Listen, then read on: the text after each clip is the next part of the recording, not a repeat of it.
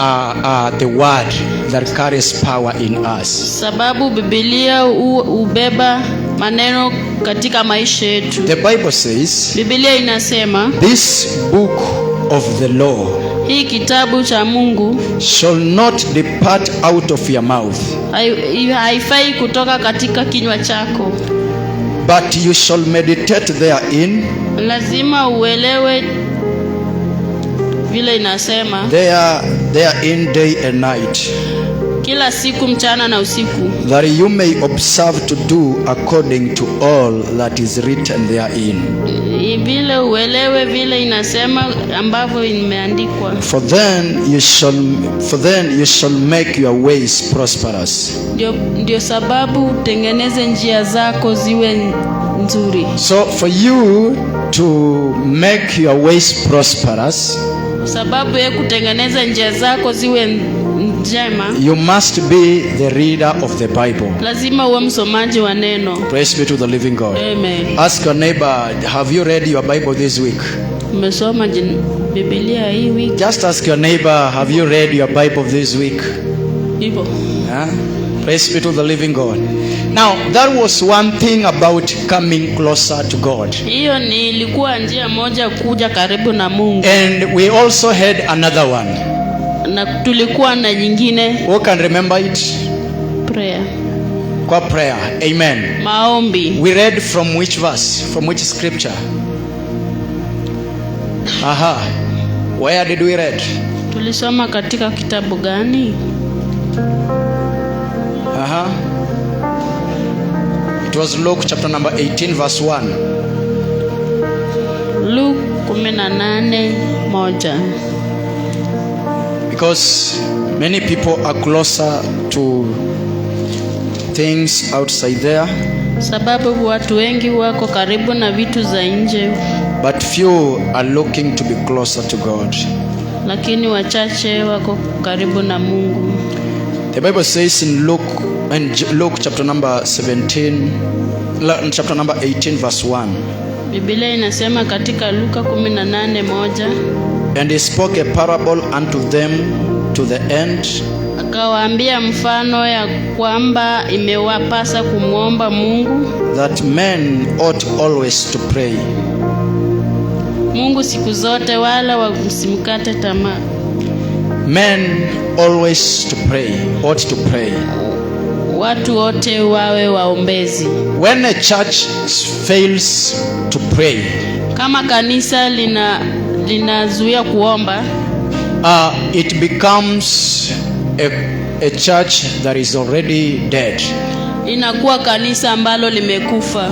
Anytime things are not working in the church, kila wakati kitu ambacho hakifanyiki kanisani, prayer must be absent. Maombi inaweza kuwa haipo. When Peter was in prison, wakati Petero alikuwa katika jela, the Bible says that the church prayed. Biblia inasema kanisa liliomba. They never went to hire a lawyer. Hawakwenda kutafuta lawyer wao. They never went to sell their properties to bail him out. Hawakwenda kuuza chochote ili wamuokoe. But the church prayed. Lakini kanisa liliomba. When the church prayed, wakati kanisa liliomba, the angels came in the prison. Malaika walienda katika gereza. They untied Peter.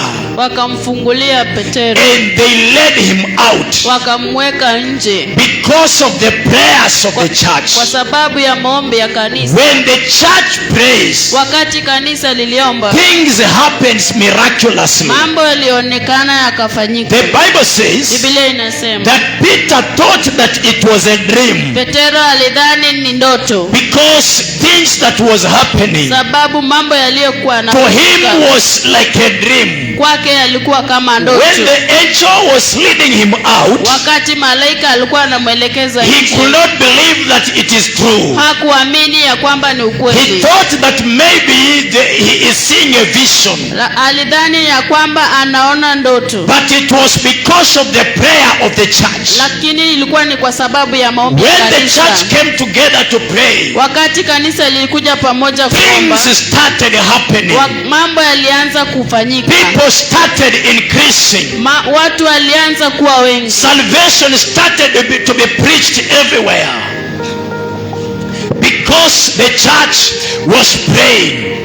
Sababu kanisa lilikuwa linaomba. Praise be to the living God. Amen. When the church pray today, Wakati kanisa linaanza kuomba leo, mountain starts moving. milima inatembea Because of the prayers of the sababu church. ya maombi ya kanisa. That is why I usually encourage people Sababu ya kwamba ninawaencourage muombe. that you should always pray. Ni sababu nafaa tuombe. Every day is a day of prayer. Kila siku ni wakati wa maombi. Every hour is an hour of prayer. Kila wakati ni wakati wa kuomba. Every minute you should be praying. Kila saa ni saa ya kuomba. Prayer makes you closer to your maker. Maombi inafanya ukaribu na When you Mungu. pray, things happen. Ukiomba mambo When you hufanyika. pray, God opens doors. Ukiomba Mungu hufungua It is milango the time yako. for the church to pray. Ni wakati wa kanisa kuomba. When you want to be filled by the Spirit, Wakati ukiwa katika maombi ya Mungu, you must have the season of prayer. unafaa kuwa na wakati wa kuomba. Praise be to the living God. Amen. Hallelujah. Amen. Allow me to read something in the book of Mark.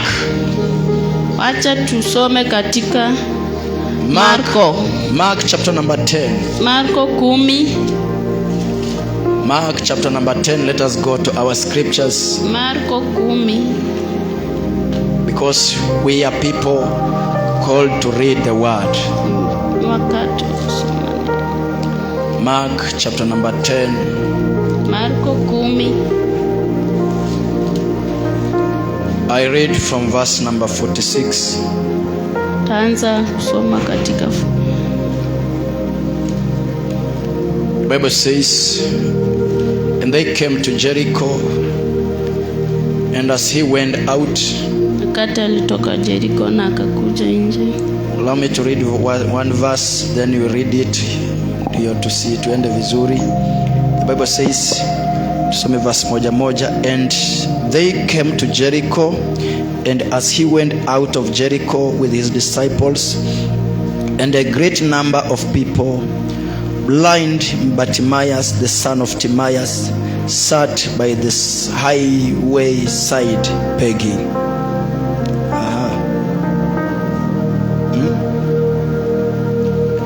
Ama wacha nisome yote alafu utaisoma kwa Kiswahili kuanzia 46 mpaka 52 or 50. I think it is 52. Marko 10. Mark chapter 10. And they came to Jericho, and as he went out of Jericho with his disciples and a great number of people, blind Bartimaeus the son of Timaeus, and when he heard that it was Jesus of Nazareth, he began to cry out and say, Jesus, you son of David, have mercy on me. There is peace. But he cried the more a great deal, you son of David, have mercy on me. And Jesus stood still and commanded him to be called. And they called the blind man, saying unto him, Be of good comfort, rise, he calls you. And he, casting away his garment, rose and came to Jesus. And Jesus answered and said unto him, What will you that I should do unto you? The blind man said unto him, Lord, that I might receive my sight. And Jesus said unto him, Go your way, your faith has made you clean.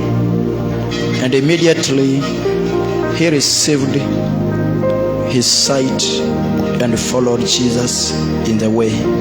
Amen. Wakafika Yeriko. Hata alipokuwa akishika njia kutoka Yeriko pamoja na wanafunzi wake na mkutano mkubwa, mwana wa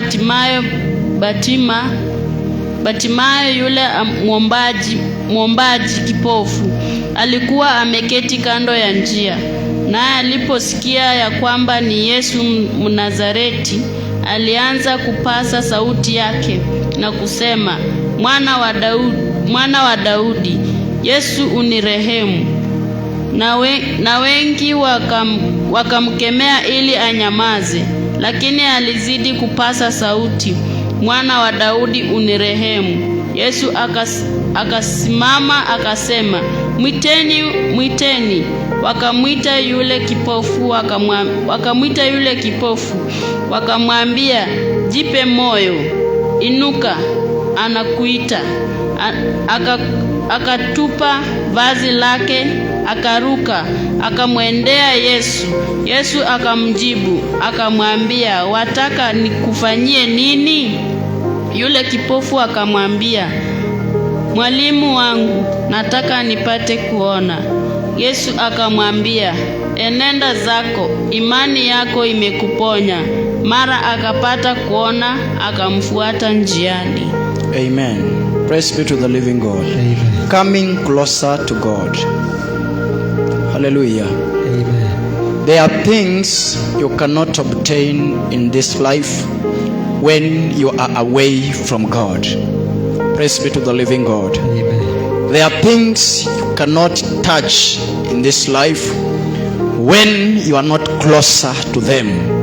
It is until you are closer to it is when you will have an access of having it. Praise be to the living God. Coming closer to God. The Bible says that now Bartimaeus, after when they were around Jericho, the Bible says that as they were going, there was a man that came in between. He could not access Jesus because of his condition. He was blind. He had heard about him. He wanted something from him. He knew that Jesus can heal him, but he wanted for him to be healed. He knew that he must be closer to him. Praise be to the living God. He could not see him, but he could only shout. He could only speak, but he was not able to see. Bwana asifiwe sana. Kuna vitu ambavyo unaweza taka katika maisha yako, lakini hawezi vifikia. Ndio uko na sauti ya kuviongelelea, lakini hawezi kuvifikia. Hivyo ndivyo Bartimaeus alikuwa. He knew that this man that is passing here, he can heal me. But how can I be healed? I cannot approach him. I cannot move to him. I cannot even know the type of a person he is. I have only heard about him. I have only heard that he has been healing people. I have only heard that he has been delivering people. I have only heard that he has been making the blind to see. The lame has been walking. Lazarus the dead, he woke up. But how can I recognize him in the presence of many people? That was the problem of Lazarus. Yes, I know he can heal me, but how can I recognize him in the presence of many people? Praise be to the living God. Amen. Ni kama siku moja nilienda Rurasho.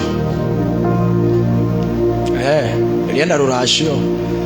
One of my kwa Kiswahili sijui naitwa aje, safari ya kupeleka mahali na nini hizo za wageza huku Kikuyuni pande ya kwetu. Sisi wa Kikuyu, unajua sisi wa Kikuyu tunaendanga Rurasho. Sisi wa Kikuyu. Sasa sijui Rurasho kwa Kiswahili ni Rurasho. Sawa. Nilienda Rurasho. Sasa wakati nilienda Rurasho, nimeongea kama Mswahili. Nielewe. Hiyo ni Kiswahili. Wakati nilienda Rurasho, ya ndugu yangu Pastor Regan, na tukamaliza, tukafika huko, tukaenda kwa nyumba, watu wakasikizana, mambo ikakuwa sawa. Baadaye kuna kitu ilifanyika ambaye niliangalia nikaona hiyo ni tricky. Wakati sasa tukashereheka kamebamba, wakasema sasa tunataka tuone mke bibi harusi mtarajiwa. Kakuja amevalishwa shuka zinafanana, wanawake kama 6-7 hivi, na watu wanatoshana kwa urefu kwa mwili. Sasa jamaa kaambiwa, raundi hii chagua mtu wako. Mbona unasikianga wanaume kinaumana? Kinaumananga hapo. Chagua mtu wako. Hawa watu wote wanatoshana, wale wamesimamishwa hapo.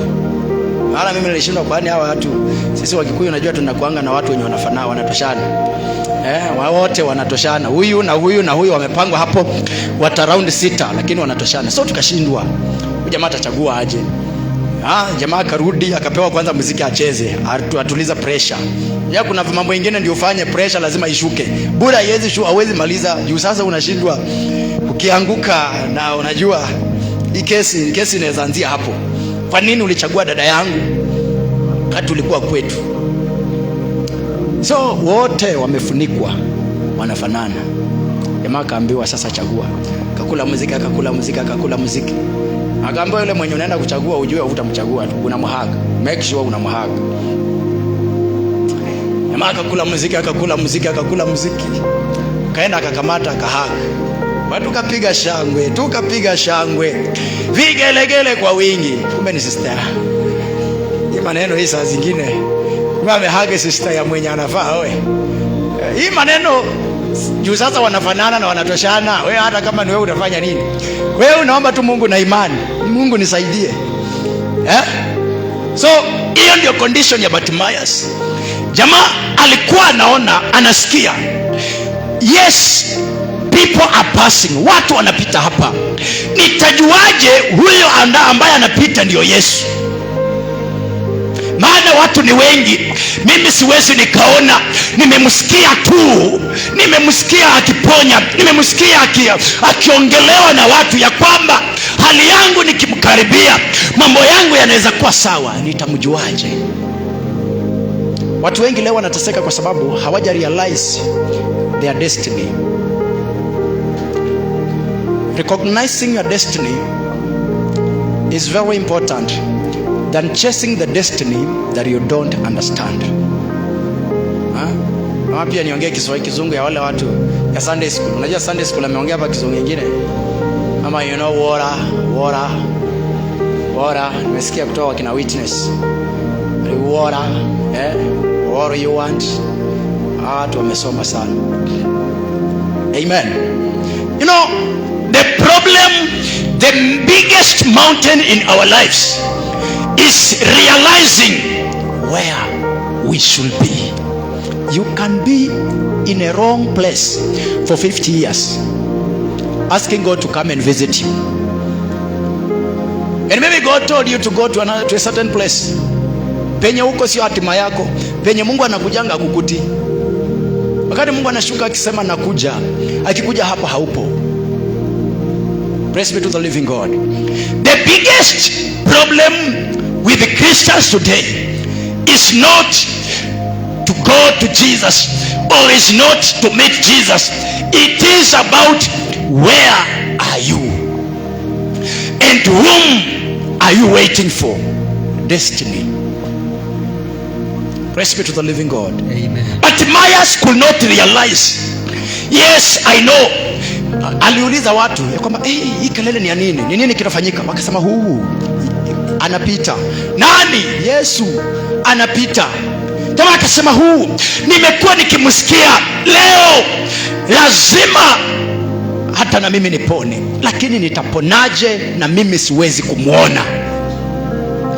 Nitaponaje na siwezi ona huyu Yesu? Maana wale watu wanaweza muona, ndio wananiambia anapita, na siwezi nikamuona. Nitaponaje? Akajua basi nitapiga kelele.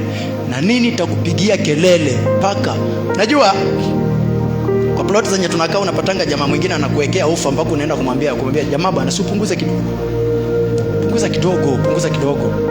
Yaani unapigiwa kelele kama mtoto. Sasa zingine natoka job, nimechoka huko, alafu witness wanakuja hapa na watoto wengine hapo na kina Barbara na nini, wanaanza yaani wanakupatia story yenye hata na ni lazima usikie, hata kama umechikazirika. Solution ni moja, usikize. Usiposikiza unasumbuliwa tu. Mwambie dadini baie kitu. Anasifwe sana. So Bartimaeus, he could not see, lakini alijua. Na nyinyi utajua hamjui. Siwezi ona, mimi simjui, lakini kile nitafanya kitafanya yeye aniite nisonge karibu na yeye. Praise be to the living God. Coming closer to God. So the Bible says Bartimaeus akajua nani, nyinyi mumenizuia simuoni akaanza kusema Yesu. Jamaa anapita anasema, Yesu mwana wa Daudi, nionee huruma. Yesu anamwambia, nyamaza wewe kipofu, nyamaza. Yesu nyamaza. Yeye kazi yake ilikuwa ni kuita Yesu tu. Yesu mwana wa Daudi, nionee huruma. Yesu mwana wa Daudi. Yeye alijua siwezi muona, mimi simjui. Nikipiga kelele lazima atanisikia. Haleluya. Kuna mahali ambapo hawezi ukaenda ukafika, unahitaji upige kelele, ufanye jambo lingine ili ufikie hii hatua. Wacha kukaa kusema ya kwamba hatima yangu itakuja. Anza kupiga hatua. Kama maombi haiwezi, atumia matoleo. Kama matoleo haiwezi, atumia sifa. Kama sifa haiwezi, atumia ibada. Hata Bwana asifiwe sana. Sumbua mbingu yako ili kufungukie. Don't just sit down and say, yo, God is coming. I was sharing with one of the sons. Alikuja hapa asubuhi akaniambia, unajua mimi bado nangojea Mungu. Kati Grace alikuwa ana mopo hapa, tengeneza usafi hapa ndani. Kabla sawa, wewe ngojea Mungu tu. Lakini ujue kuna watu aina mbili. Mtu wa kwanza, season ni the same. Mungu huachilia jua kwa kila mtu. Mtu wa kwanza wakati wa jua anaenda maji, anachota maji, anakuja anamwagilia shamba lake, anapanda, anaenda bado maji. Wakati kwa season bado ni season ya kiangazi, lakini bado anaenda maji, anamwagilia mimea, anapanda, inamea, anamwagilia mimea yake. Wakati ule mwingine bado anangoja mvua. Akishamwagilia mimea, inaanza kukua, inakuwa, bado yule mwingine anangoja mvua. Inakuwa, anapalilia, bado yule jamaa mwingine anangojea mvua. Kishamaliza kupalilia, inaenda, inafika mahali pa kuanza kuvuna, jamaa anavuna, bado yule mwingine anangojea mvua. Praise be to the living God. Baadaye anavuna wakati watu wanalia njaa, yeye amevuna. Ni kwa sababu ametumia akili. Things of this world, they don't just come easily. Kuna zingine ni lazima upalilie. Kama Bartimayo alijua, ndio siwezi muona, lakini nitapiga kelele. I will not be silent. Yes, I know that they denied me the power to see, but they never denied me the power to shout. They denied me the power to walk, but they never denied me the power to call the name Jesus. They can deny you your access in life, but remember something that you have, use it, and what you need will be unlocked. I pray in the name of Jesus that may you use what God has given you. Praise be to the living God. Tumia chenye Mungu amekupea. Wacha kukaa kungojea kwamba ninangoja Yesu akuje. Yesu alishakuja, alishaachilia. Praise be to the living God. Coming closer to God. The Bible says this man realized and he said, no, I will hawa watu nitawasumbua kwa kelele. Na akaanza kupiga kelele, akaanza kupiga kelele, akaanza kupiga kelele, Yesu, Yesu, Yesu, Yesu, mwana wa Daudi, nionee huruma, nionee huruma. Hamjui, hajui huyo Yesu, hajawahi muona huyo Yesu. Na ndio maana kuna watu ambao wao wanakuja katika maisha ya kanisa ama hata mtumishi wa Mungu, na wanakuwa kwanza kutoka na baraka na miujiza. Ndio maana unaangalia wakati wa Bartimaeus, jamaa Yesu alikuwa anatembea na watu kinapita, majamaa wenyewe walikuwa wanamwambia, nani, ngoja, wacha kusumbua master, wacha kusumbua yeye, wacha. Lakini aliyeponywa ni yule ambaye alikuwa anaambiwa nyamaza. Praise be to the living God. Kuna kamutu kanaweza onekana tu ni kama kagoigoi, ni kama hakanafaa, hakafai, lakini hako Mungu akatumie kwa utukufu wa jina lake na watu waone Mungu ndani ya maisha yake. Wacha niwaambie, ushuhuda ni ushuhuda. Kama umepona, umepona. Bwana asifiwe sana. Unakumbuka wakati mmoja ambao mitume walikuwa na ubiri, wakaingia katika hekalu. Wakati walikuwa naingia, wakakutana na jamaa mmoja alikuwa amekaa hapo akiomba pesa.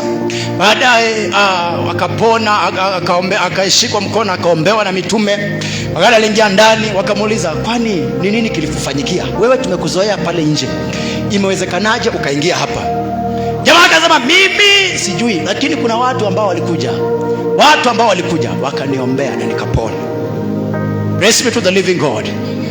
So Bartimaeus alimake decision, akajua kwamba nitapiga shangwe na vigelegele, nitawasumbua na kelele zangu. Kuna kelele zingine inafaa usumbue nazo watu. Sumbua mapepo na kelele. Haleluya. Sumbua watu na kelele, sumbua anga na kelele. Wacha kunyamaza wakati mambo inakuwa ngumu. Sumbua anga na kelele. Pia anga, wewe nisikize, ninakusumbua, lazima kile kiliachiliwa kwangu lazima nikipate. Sumbua hali yako na kelele. Maana kinasema kwamba baadaye Yesu akawa anaelekea tu, anasikia kasauti kule nyuma, Yesu, nionee huruma, nionee huruma, Yesu. Akashindwa, huyu nani ananisumbua? Akawaambia, mleteni hapa. Praise be to the living God. Coming closer to God. Akamwambia, mleteni hapa. Kumbuka, Bartimayo hangepona kama hajakuja karibu na Yesu. Coming closer to God. Praise be to the living God. So the Bible says, Jesus told them, bring him here. I want to know this man that is making shout, that is making noise here. I want to know him. What does he want from me? Hey, call him. Alafu to make it funny, waliokuwa wanamwambia, nyamaza, nyamaza, acha kupiga kelele, hao ndio walimwambia, amka, unaitwa, anakuita. Praise be to the living God. Hao ndio walisema, amka twende, maana unaitwa. Ninakuombea siku ya leo, wale wanaona ya kwamba wokovu wako sio kitu, wakuje kwako wapate msaada wa kiroho katika jina la Yesu Kristo. Bwana asifiwe sana. Unajua kuna watu wanakuonanga tu, wanauliza hii kanisa nayo, wanauliza huyu dada ni wa aina gani, mbona hawezani na hii maneno, mbona anakimbia kila wakati kule, wanauliza alienda wapi, wanakuona ni kama unapotea. Ninakuombea siku ya leo, wanaokuona unapotea wakuje wakuitishe direction ya maisha yao. Amen. Hallelujah. Amen. Wakuja wakuulize, tupitie njia gani ili tukukaribie? Tupitie njia gani ili tufanikiwe? Tupitie njia gani ili tubarikiwe? Tupitie njia gani ili tuzae watoto wengi? Tupitie njia gani ili tuinuliwe? Tupitie njia gani ili tuwe na kibali? Wakuje wakuitishe msaada. Oh, haleluya. Amen. Wakakuja hao, walikuwa wanamwambia nani, nyamaza, nyamaza, wacha kupigia mkubwa kelele. Unajua wakati Ruta anakuja, anapita mahali, nasema unajua mkubwa anakuja, songa kwa barabara, mkubwa apite. Haleluya. tokea mkubwa apite. Huyo mkubwa akasema ya kwamba niitieni yeye, maana amepata kibali mbele za macho yangu. Niitieni yeye, niitieni yeye, maana amepata kibali. Wacha Bwana asababishe wanaosema ya kwamba usiende waseme ya kwamba wakati wako wa kwenda umefika. Wanaokuzuia ndani ya maisha yako wakisema ya kwamba haufai, waseme ya kwamba ni wakati wako wa kufaa ndani ya maisha yako, katika jina la Yesu Kristo. Amen. Jamaa wakakuja wakamwambia, unajua mkubwa, acha kupigia mkubwa kelele. Baadaye wakasema, mkubwa anakuita, inuka uende. Haleluya. Wakamwambia inuka uende. Alipokuwa mbali hangeweza kupona, alipokuwa mbali hangeinuliwa, alipokuwa mbali hangeponywa, lakini ilibidi aitwe na Yesu. Yesu akamwambia njoo. Bartimayo akaanza, akasongea karibu, akasongea karibu na Bwana. Na baadaye Yesu akamuuliza, unataka nini? Akamwambia, mimi nataka kitu kimoja, kupona tu. Unanga nini ambacho mimi siwezi ona? Kuna watu hawawezi wakaona vitu. Praise be to the living God. Amen. Kuna watu wanaishi leo lakini bado ni vipofu. Wako na macho ya kuona lakini hawaoni. Praise be to the living God. Amen. Wako na macho ya kuona mbele lakini hawawezi. Wako na macho ya kuona hatima yao lakini hawaoni. Unaweza ona mtu amekodoa macho ukafikiria kwamba anaona kitu. Hakuna kitu anaona. Bwana asifiwe sana. Unaweza angalia mtu anafikiria anaangalia kusini, kumbe ameangalia magharibi. Bartimayo hakuwa na uwezo wa kuona. Baadaye Yesu akamuuliza, unataka nini? Akiwa karibu na Bwana. Haleluya. Coming closer to God. Yesu hangemuuliza akiwa mbali. Alingojea kwamba lazima asonge karibu na yeye. Na wakati alisonga karibu, ndiposa wakaanza kuongea na Yesu. Hawezi ongea na Yesu ukiwa mbali. Hawezi ongea na Yesu ukiwa mbali. Hawezi ongea na Yesu ukiwa kwa dhambi. Hawezi ongea na Yesu ukiwa kwa masengenyo. Hawezi ongea na Yesu ukiwa kwa zinaa. Songea karibu na Yesu ili uongee na yeye. Haleluya. Bartimayo akasema, mimi tunataka kuona, maana nimeona watu wengi wameniambia wanaona vitu. Kuna mwingine aliniambia anaona gorofa, kuna mwingine aliniambia anaona pesa, kuna mwingine aliniambia anaona kanisa, kuna mwingine aliniambia anaona chakula kikipikwa. Yesu, mimi nilikosea wapi? Maana ninataka kuona pia. Huyo alikuwa ni Bartimayo, alisema na mimi nataka nione. Watu wengi wamekuwa wakinionea, lakini Baba ninataka nione. Watu wengi wamekuwa wakiliona wakisema mimi ni kipofu, lakini Baba nataka nione. Matamanio yangu ni kuona vile dunia uliumba, ni kuona makuu yako Bwana. Yesu, ninataka nione. Yesu akamwambia sawa. Wakiwa karibu. Haleluya. Coming closer to God. Kuja karibu na Bwana ili umuone. Watu wanataka kuona Yesu, lakini wamesongea mbali na Yesu. Watu wanataka kuona Yesu akiwatendea katika maisha yao, lakini wamemwacha. Bwana asifiwe sana. Na ndio maana leo makanisa pia badala zifundishe watu kuona Yesu, zinafundisha watu vitambaa na mafuta. Unaenda mahali unapakwa mwili mzima. Praise be to the living God. Kuna vitu vingine ni lazima tuonyeshe watu Yesu. Ukiinuliwa ni Yesu, ukipanga iwe Yesu. Isiwe ni mafuta, isiwe ni vitambaa, isiwe ni mishumaa, bali iwe ni Yesu. Maana yeye ni simba wa kabila la Yuda. Bila Yesu hawezi. Mambo ikienda sawa ni Yesu. Ukipona iwe Yesu. Na ndio maana mimi nawahubiria kuhusiana na Yesu. Haleluya.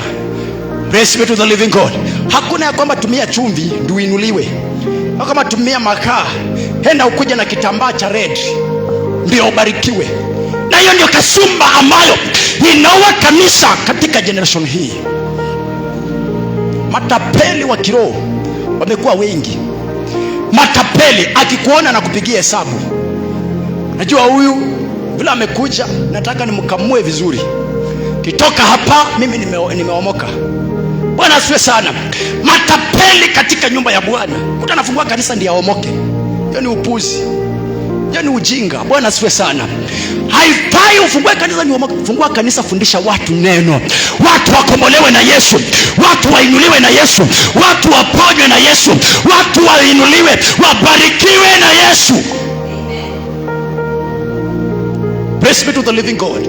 Sio ya kwamba tunakuja hapa tunafurahia, baadaye nawaambia kwamba sasa nataka kama uko na 10,000 nataka nikuuzie Bwana asifiwe sana, nataka nikuuzie kitambaa. Bwana asifiwe sana. So ni lazima ukubali kwanza, songea karibu na Yesu, wacha kukaa mbali na Yesu na unataka vitu vya Yesu. Leo asubuhi wakati nilikuwa naenda kutoa sadaka kwa M-Pesa, bali nitahesabika mbele za Bwana.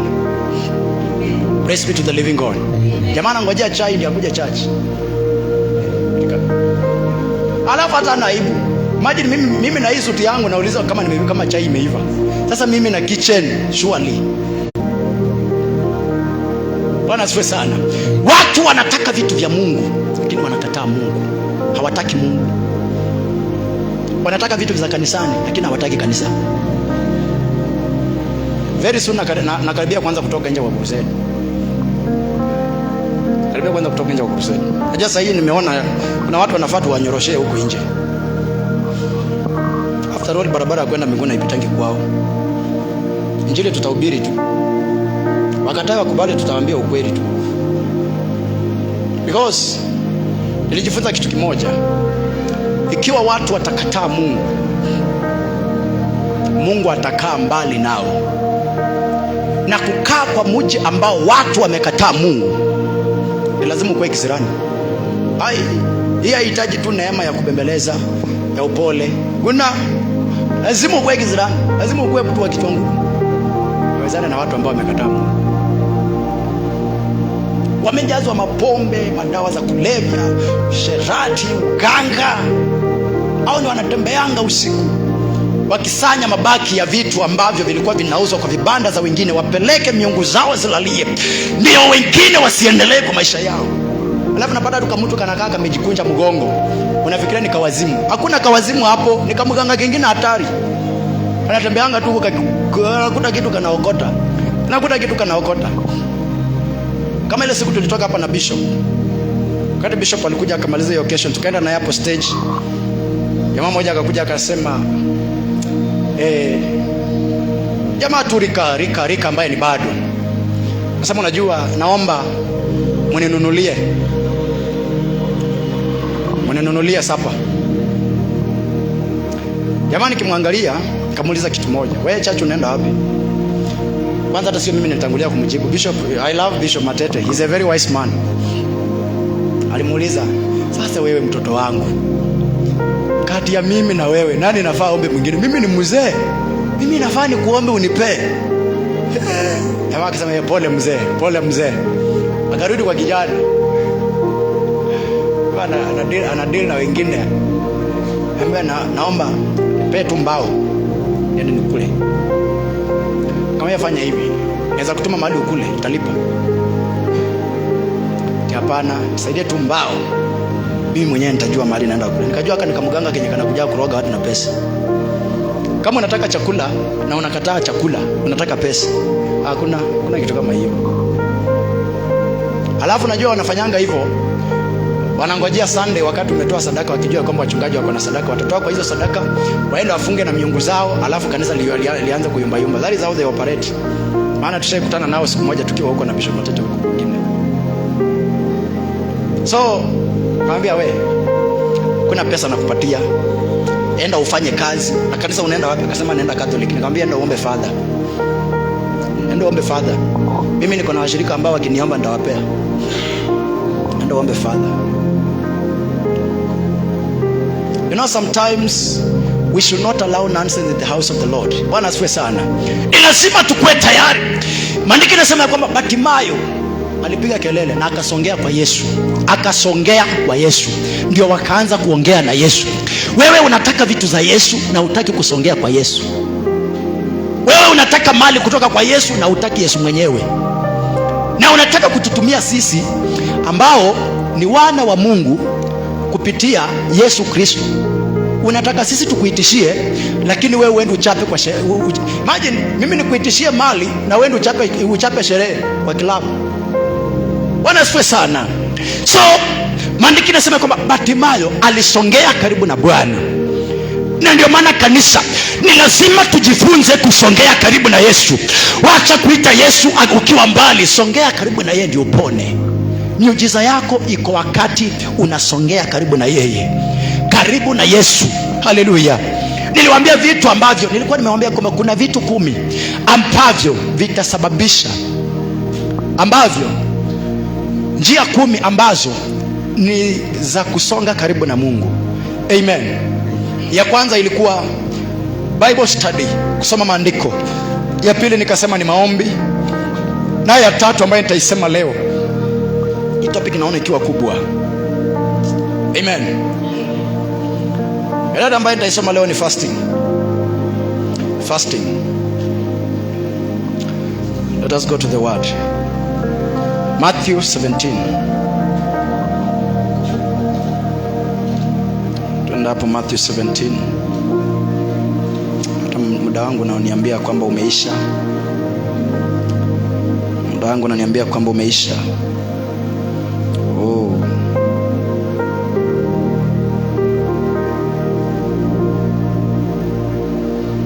My time is telling me kwamba imeisha.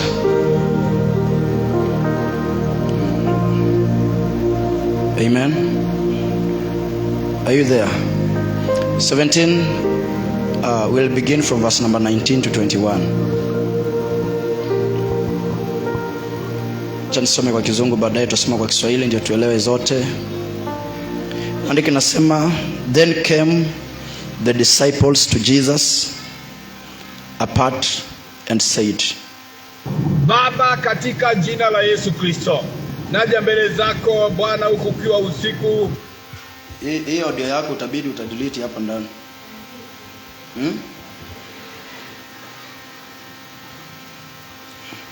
Maandiko nasema ya kwamba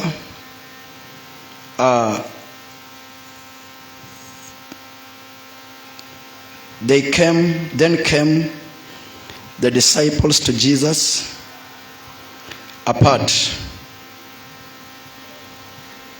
and said, why could not we cast him out? Verse 20. And Jesus said unto them,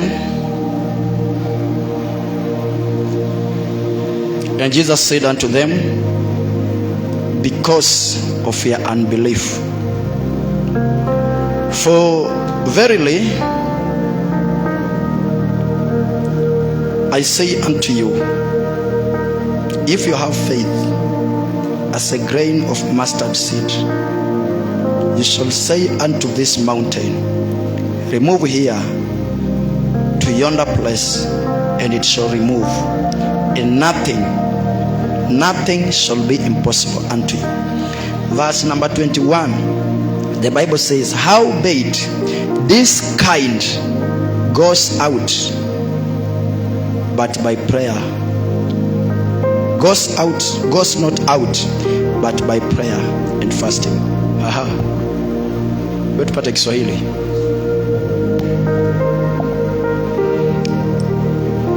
Kisha wale wanafunzi wakamwendea Yesu kwa faraga wakasema, mbona sisi hatukuweza kumtoa? Yesu akawaambia, kwa sababu ya upungufu wa imani yenu. Kwa maana amini nawaambia, mkiwa na imani kiasi cha punje ya haradali, mtauambia mlima huu, ondoka hapa uende kule, na utaondoka, wala halitakuwako neno lisilowezekana kwenu. Lakini namna hii haitoki ila kwa kusali na kufunga. Amen. Fasting, prayers and fasting is number 3 on how to come closer to God. Prayers and fasting. Bwana asifiwe sana. The Bible says that Jesus told them, this kind cannot go out but unless you pray and fast. There are things in your life that will never go out, will never move until you pray and fast. There are mountains that cannot come out, give you away. They can't give you away unless you pray and fast. That idea of telling you that, oh, I will just pray and things will work, until you pray and fast. There are some levels a church cannot attain until you pray and fast. Many people, they love to eat. I'm speaking this because watu wanapenda kula. Unataka kula chapati, githeri, mandazi, uchanganye mikate, mpaka uweke ndani ndimu. Vyote kali. Na ndani baada ya ndimu unaongeza mpaka pilipili. Unataka unakula ukilia ndio useme hiyo ni tamu. Lakini wanakataa maombi ya mfungo. Hawataki kufunga na kuomba. Hawataki kutafuta Mungu katika magoti, kufunga na kuomba. Bwana asifiwe sana. Unaona, unapata familia wakati chakula kinakosekana siku moja, shida, vita. Oh, nini? Kwa nini? Wewe ni wa aina gani? Ni kwa sababu ya tumbo. Tumbo ilifanya Adam na Eve wakafukuzwa Garden of Eden. Tumbo. They ate. Tumbo ilifanya jamaa wakatolewa katika Garden of Eden. Mungu anakuja na anasema, "Hey, Adam, umekula?" "Hey, sio mimi. Ni huyu mwanamke uliyenipea." Tumbo imefanya watu wengi wamekosa mark ya uungu. Bwana asifiwe sana. Stomach. Tumbo inafanya watu wanakuwa. Tumbo ilifanya Esau akauza. Nasema, mimi njaa, kuna chukua tumbo. Bwana asifiwe sana. Tumbo linaweza fanya mtu aache Mungu kwanza akimbie. Tulikuwa na jamaa kule kwetu alikuwa anaitwa Jefta. Huko nyumbani wanamjua. Jefta alikuwa anasilimika wakati wa Ramadhani. Wakati wa Ramadhani anakuwa Muislamu. Jioni anapitia msikiti, anakula vizuri.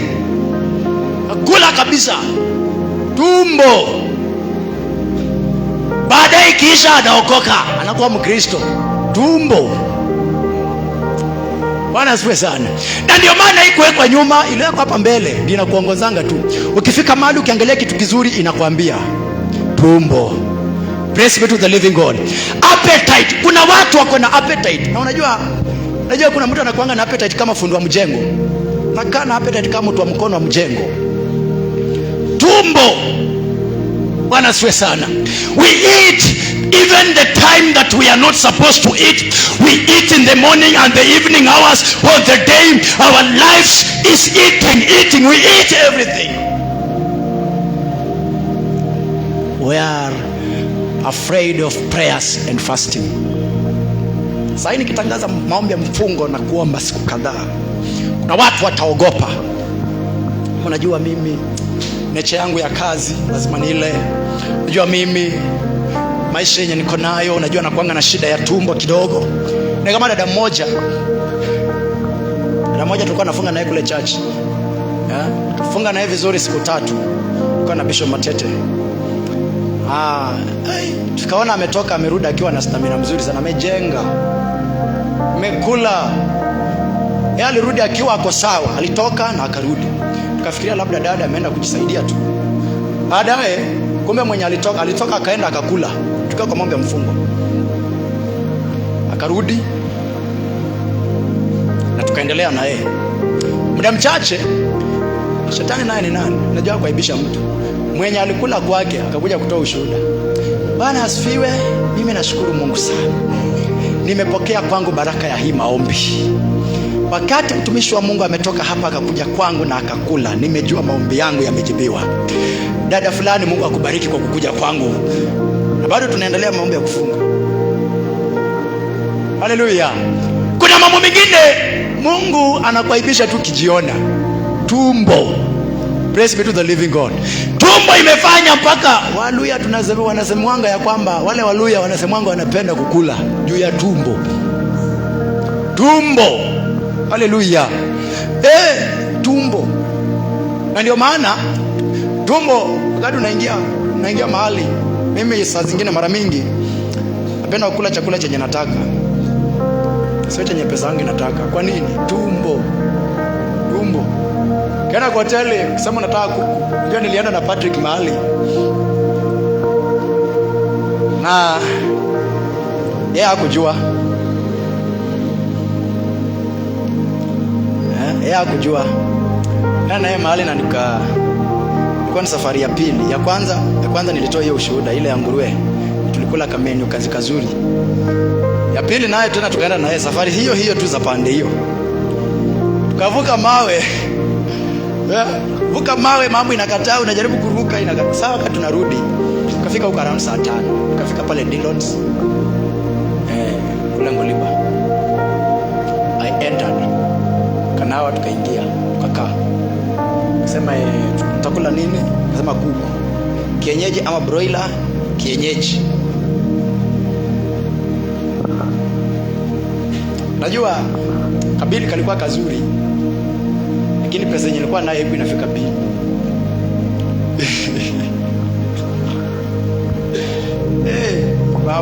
Mambo ya imani saa zingine ni mbaya na ni mzuri, lakini ninashukuru Mungu tulikula tukashiba na tukalipa. Na hii hata sikutaka kumwambia hiyo wakati. Ndio hakujua. Kuja nikamdrop kwake na tukaingia. Tumbo. Hii juzi tumekuwa huku tu. Tumbo. At long last, kama ningeangalia budget yangu singekula kuku ya kienyeji. Singekula. Kilienda pale nikasema nataka. Ya my wife ndio huwa anakuwa selective, anakuambia unajua hiyo pesa ni mingi sana.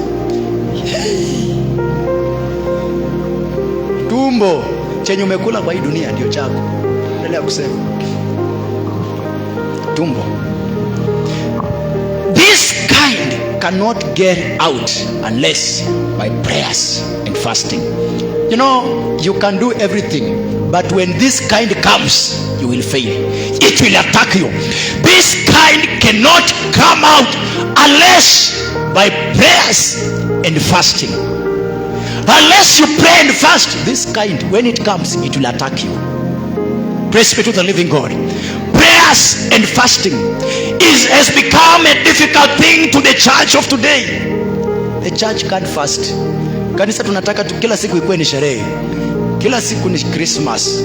Kila siku tusherehekee, tukule vizuri. Yani tunaona ni kama eating well is now Christianity. The right way of being a Christian ni kukula vizuri. Praise be to the living God. Coming closer to God. You must be a person to fast. Be ready to fast. Kuna mambo yako ambayo hayawezi yakafanyika kama hautachukua hatua ya kufunga. As long as wewe ni Mkristo, uko na Kristo ndani, you have to take a step of prayer and fasting. Because the Bible says that this kind cannot come out unless you are a person of prayers and fasting. Stand on your feet in the name of Jesus. Katika jina la Yesu. This topic is wider and we can't go beyond that because of time. Praise be to the living God. I want just you to tell God to give you the habit of prayer and fasting. Akuondolee tu appetite za kukula vitu zingine. Bwana akusaidie tu. Kupe tu neema na kibali katika jina la Yesu. Just speak in the presence of the Lord. Chukua tu dakika moja mbili. Mwambie tu Baba, nimekuja, naomba unisaidie. Nisongee karibu na wewe katika maombi ya mfungo. Father, help me, Lord. Help me, my Father. Help me, my Father. There are some gates that cannot be opened in your life until you pray and fast, until you engage yourself in fasting. Many people's destinies has been hindered because they don't pray and fast. fast. We love eating more than prayer. We love eating more than fasting. We love eating more than spending days with God. We can spend days with food, but we can't spend days with God. We can't spend days in luxury, but we can't spend days with God. Tell God to give you his appetite now. The appetite of godliness. The appetite of godliness. The appetite of the power of God. The appetite of prayer. The appetite of fasting. Oh my Father, let God create that appetite in your spirit. When this kind comes, let it find your stamina stronger. Let it find you stronger and ready to fight. Ready. Oh, Satila Prikatuza Lima, Lantori Pakuya Lima. This kind cannot go out by prayers and fasting. This kind. Don't allow this kind to finish your life, clean your destiny, cut short your destiny, cut short your spiritual life. Don't allow this kind to stop your life. Oh, this kind can't come out.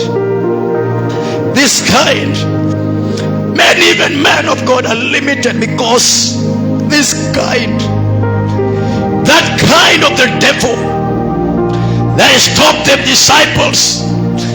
Tell God, give me the appetite. Give me the appetite of prayer. Give me the appetite of walking in your power.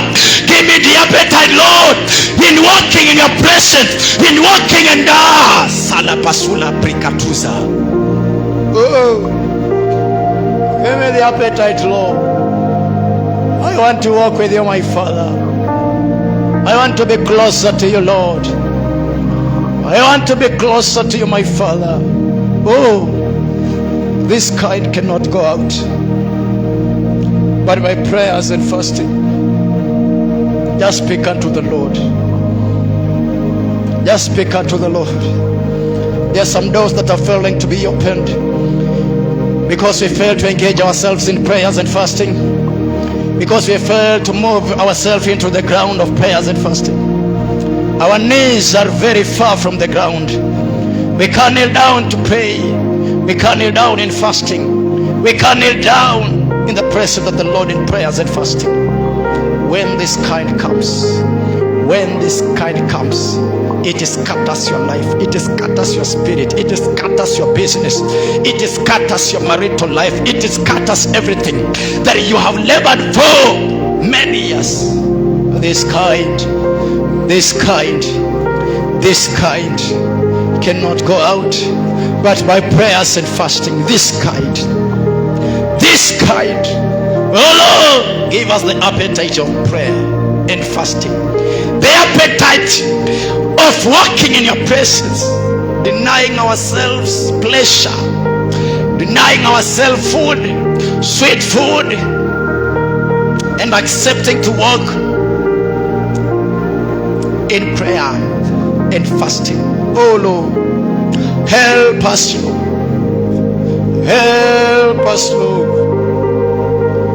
Help us, Lord. Help us, Lord. Help us, Lord. Help us, oh Lord. Help us, Lord. The church is perishing because we lack power that is obtained in prayers and fasting. Oh, speak to God, speak to God, speak to God. Help us, Lord. Help us, Lord. Help us, Lord. Oh, help us, Lord. Oh, many are perishing for lack of prayer and fasting.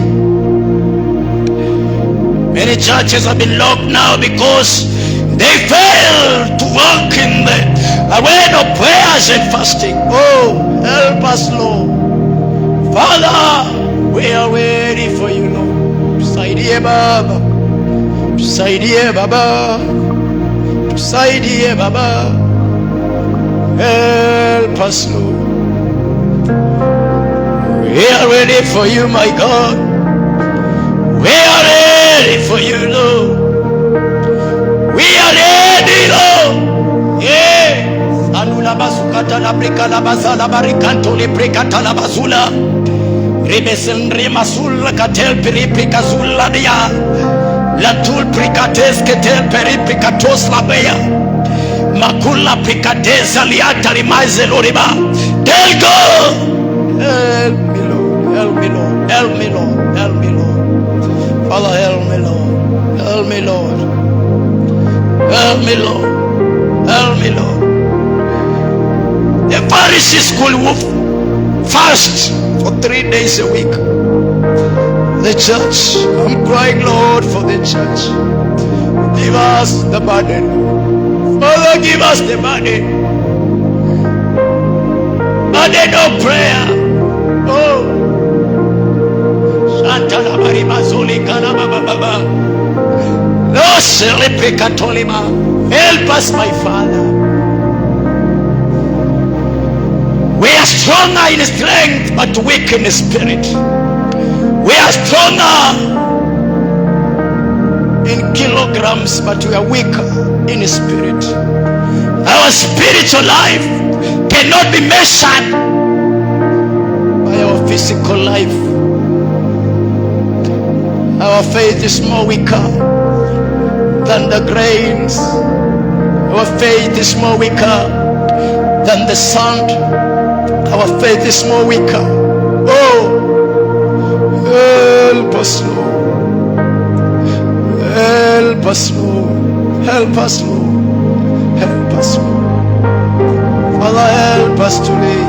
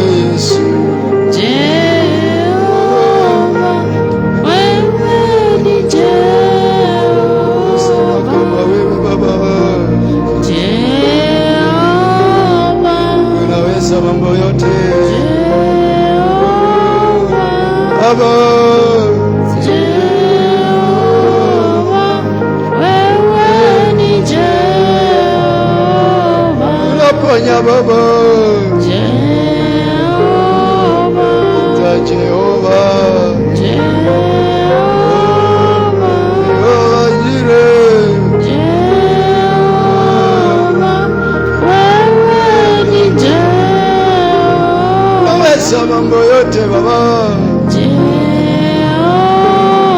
sina kama wewe. Saidie Baba,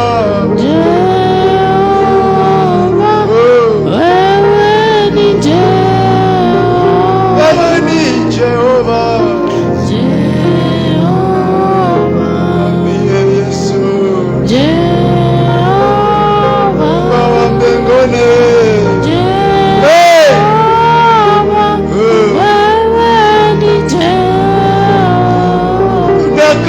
wewe Baba, Jehova Jireh.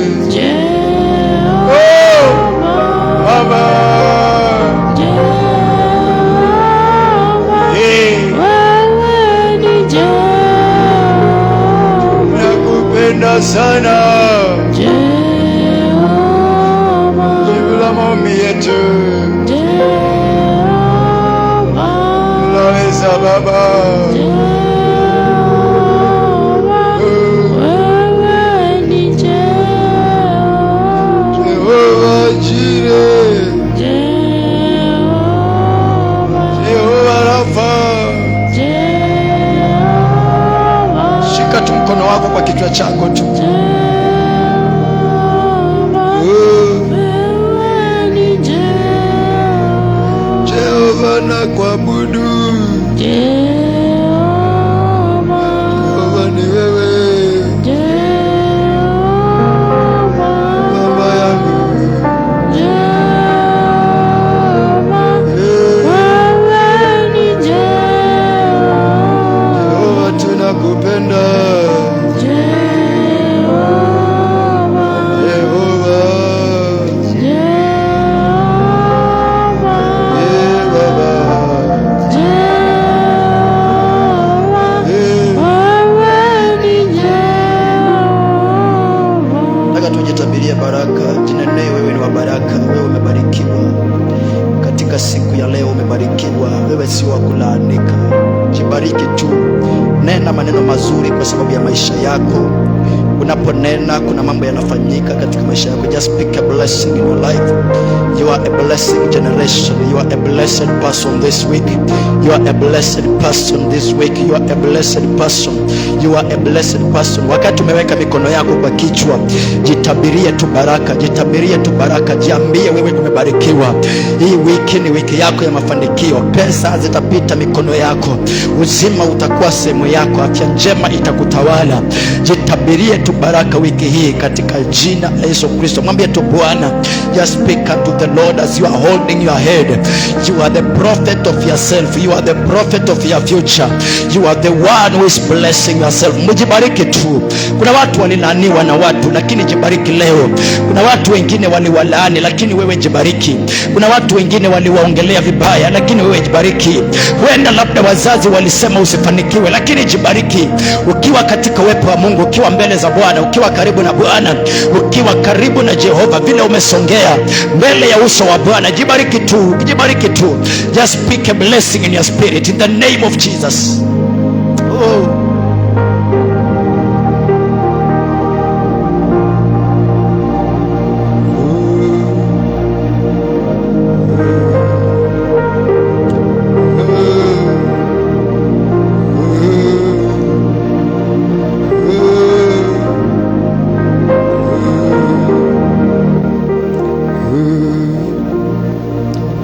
Father, we thank you.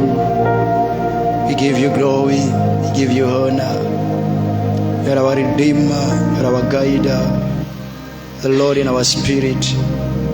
The Lord among us. Father, we have surrendered ourselves in your presence. Father, teach us, Lord, your ways all the time. Give us the appetite of your prayer, of prayers and fasting. Lord, I pray that you may insert in our lives the system of living in your presence, of walking closer to you. Release a blessing, my Father, upon our lives. Everybody, Lord, that is under the voice of this service, Father, I speak prophetically upon their lives. In the name of Jesus, they are prospering. In the name of Jesus, the grace to walk in the presence of the Lord, I declare it upon your life now. The grace to walk in prayers, in fasting, in manifesting the scripture, I declare it upon your life now. In the name of Jesus, I cancel every patterns of darkness, demons and their agenda, kings of this land that stops many saints. I stand against them now. I rebuke every devourer, every powers of darkness, every powers of this generation, spirits that worketh against your people, to limit their lives, to limit their family, to limit their places of work, their resources. Lord, I stand and cancel them out. In the name of Jesus, I speak prosperity upon your life. your family, the works of your hands, in the name of Jesus. Whatever you do this week, I declare open doors. Better health is your portion in the name of Jesus. Multiplication I declare by the blood of Jesus. Let it reign in your life in the name of Jesus. I open up new doors of opportunity, financial opportunity, destiny opportunity. I open them up now in the name of Jesus. As you go out and come in, I declare you are blessed in the name of Jesus. Father, I thank you and I give you glory. Thank you for everybody that has come here. Thank you for all that have worshipped us with us, Lord, in online platform. Thank you for our children. Thank you, Father, because of those that are in schools. Father, we thank you, my Father, because, oh Lord, of all that have not come today, I pray for your ministration upon them. Guide them and protect them, for you are our Father. We love you and we honor you, God. In Jesus' mighty name, we pray and believe. Amen. Amen. Pigia tu Bwana Yesu makofi. You can celebrate the Lord in the name of Jesus. Amen. The name of Jesus. Amen. Amen. Amen. Praise be to the living God. Amen. I thank God because of that. And God is good upon our spirit. Ametulinda. Tumeona neema yake, mkono wake, nguvu zake. Hallelujah. So I want